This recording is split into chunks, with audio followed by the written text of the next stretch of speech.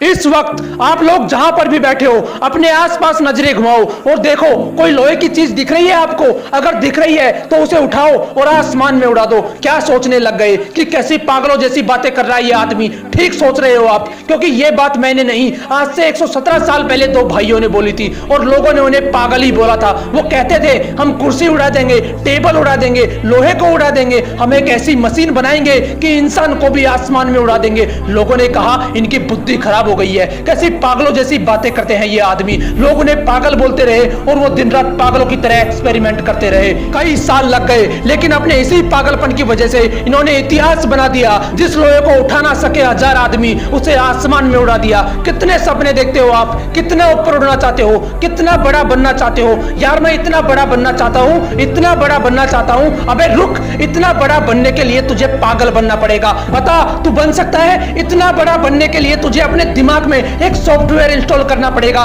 कि मैं 1000 बार फैलूंगा तब भी नहीं रुकूंगा। बोल तू कर सकता है ऐसा? अगर कर सकता है तो तू भी एडिसन जितना बड़ा बन सकता है। एडिसन एक ऐसा महान इंसान जो आज इस दुनिया में नहीं है, लेकिन उसके द्वारा किए गए 1093 आविष्कारों में वो आज भी जिंदा है। ये वही पागल इंसान है जो कहता था कि कांच से लाइट जला दूंगा, रात में भी दिन जैसा माहौल कर दूंगा। उस पर भी लोग चिल्ला रहे थे कि तू पागल हो गया है, ऐसा हो ही नहीं सकता, तू ऐसा कर ही नहीं पाएगा। लेकिन वो इंसान भी जिद्दी इंसान था। उसके पागलपन ने उसे ना रुकने दिया ना थकने दिया। हर बार फेल होने के बाद सिर्फ एक ही बात बोलता था कि साला एक बार और ट्राई करूंगा। वो 1000 बार फेल हुआ, लेकिन उसी पागल इंसान ने बल्ब का आविष्कार किया और इस दुनिया को रोशन करके चला गया। बनना चाहते हो इनकी तरह? बनना तो चाहता हूं, लेकिन मेरे पास इतनी फैसिलिटीज नहीं है। कुछ करना तो चाहता हूं, लेकिन मेरे पास पैसे नहीं है। बड़ा बनना तो चाहता हूं, लेकिन मेरा आईक्यू कम है। अबे रुक, कितना कम है तेरा आईक्यू? किताब में लिखा हुआ तो समझ में आता है ना तुझे। तेरा दिमाग जिम के जितना कमजोर तो नहीं है,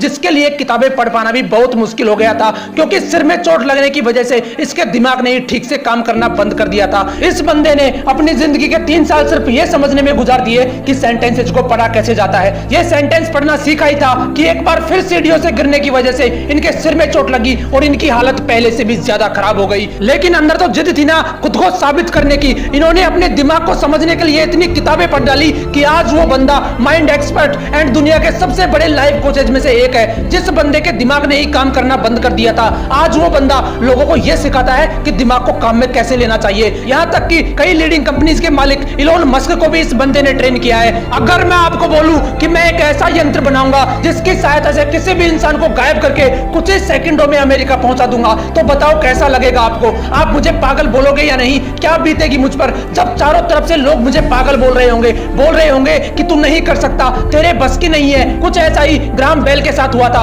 वो बोलते थे कि ऐसा यंत्र बनाऊंगा जिससे आप भगवान की तरह हजारों किलोमीटर दूर बैठे किसी भी इंसान से बात कर पाओगे। लोगों ने कहा ये पागल हो गया है, इसकी बुद्धि फिर गई है। लोग चिल्लाते रहे उस पर, लेकिन वो नहीं रुका। एक के बाद एक एक्सपेरिमेंट करता चला गया और वो यंत्र बनाकर दिखा दिया जो पूरी दुनिया को असंभव लगता था, जिसे आप टेलीफोन के नाम से जानते हो। क्या अलग था इन लोगों में यार? ये कोई भगवान थे या इनके रावण की तरह 10 सिर थे? इनके शरीर में भी 206 हड्डियां थी, वही लाल रंग का खून था। फर्क सिर्फ इतना है कि ये इंसान जिद्दी इंसान थे। इनके अंदर एक ऐसा पागलपन था कि साला 1000 बार फेल होना मंजूर है लेकिन हारना नहीं। तुम्हारे पास 1000 बहाने होते हैं, लेकिन उनके पास सिर्फ एक सपना था और उस सपने को पूरा करने के लिए उन्होंने अपनी जी जान लगा दी। लेकिन तुम सिर्फ सपने देखते हो, उन्हें पूरा करने के नाम पर तुम्हारी हवा टाइट हो जाती है। क्या अलग था यार इन लोगों में? वो भी तुम्हारी तरह ही इंसान थे, फिर तुम क्यों नहीं कर सकते? तुम क्यों ऐसा